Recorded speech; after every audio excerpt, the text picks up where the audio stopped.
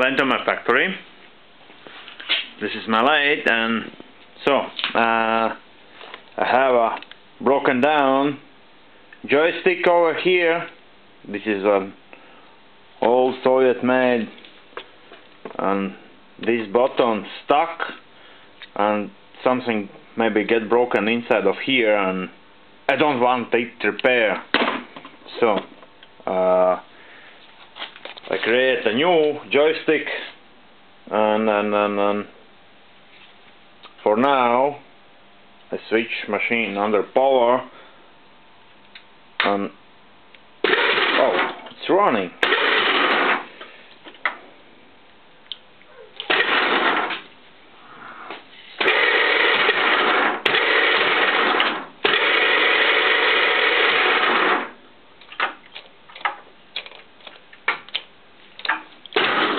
Fine piece of work. So tomorrow I have a lot of work, and this will be enough, but for future I want to cover this with something like that. I have no idea, maybe I cut this and install here. So